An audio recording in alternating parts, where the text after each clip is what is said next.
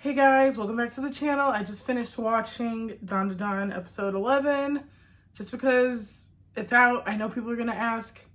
This thing is like keeping track of my heart rate. That's a long story. Whatever, we're not gonna talk about it. So I'm still heavily medicated. I'm still slow, so bear with me. First and foremost, I want to say that the character towards the end of this episode reminded me that in the previous episode, like 2 episodes ago, I think there was an Attack on Titan reference. When the characters were naked in the hallway and started running away, Ira, I believe, started running like an aberrant Titan, like an abnormal Titan. And I think that was a pretty good AOT reference because that was literally the abnormal Titan like run right there. Anyway, this episode was pretty good. I honestly hate this new male character. Forgot his name already with the red hair. I thought when I was watching the opening, I thought that guy was going to be the same guy as the guy in episode like 2 that was on TV who was an idol. That's what I thought they were going with that. Well, that's where I thought they were going with that. But it turns out, no, he's a childhood friend of Momo's, and he used to bully her, and he's probably going to fall in love with her or some stupid shit. Hopefully not, because we already have Ira in love with Ken, so I don't think we need both of them to have, like, another option, so to say. But I do feel like this guy, you know, like I originally thought, is going to be the catalyst to get Ken to say something. I liked when Momo came to eat lunch with Ken while he was doing his little exercises. And she's like, I'm here to make sure you don't do anything weird again. Right? She's very jealous. She's very much there to make sure that, you know, nothing funny happens with Ira. Nothing funny happens in general. So she's there to keep an eye on him, which I thought was cute. And another thing I realized, I feel like high school Aaliyah and high school Momo were pretty fucking similar. And I forgot why I had that thought while I was watching this. Maybe it'll come to me before I'm done filming, but I was like, is that why she annoys me so much? She reminds me of my younger high school self. Is that what it is? Because I was a little bit like that, and I can't remember how or why I thought that right now. Maybe I'll remember a little bit later, maybe not. Anyway, the most notable thing about this episode is that the grandma is still very much hot. The fucking new character guy was like, why do you call her grandma and not auntie? So that was interesting. Like, what is she exactly? Because she's hot, she doesn't look that old, but she does have gray hair. So like, what is going on? Why is she auntie and grandma? Remember that one show on Nickelodeon, Uncle Grandpa? Why is she literally auntie grandma? Weird.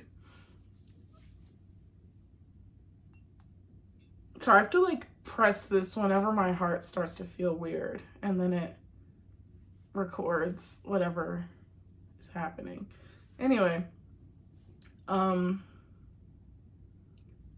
yeah, I feel myself, I feel positive going into next episode. I do feel like maybe, Ken is going to, like, I feel like he's getting ready to confess, which is a good thing because this has dragged on long enough. It's been 10 episodes.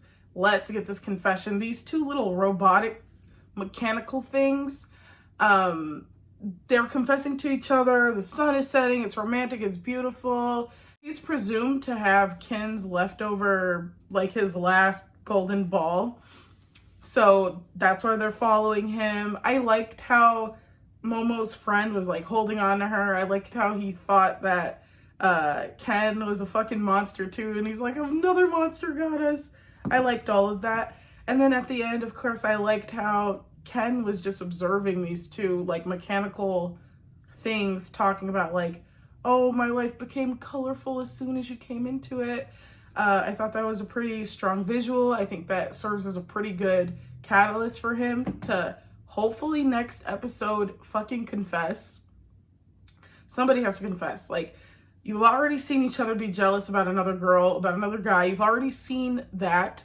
So the logical next step is to, you know, understand, oh shit, he likes me back. Oh shit, she likes me back.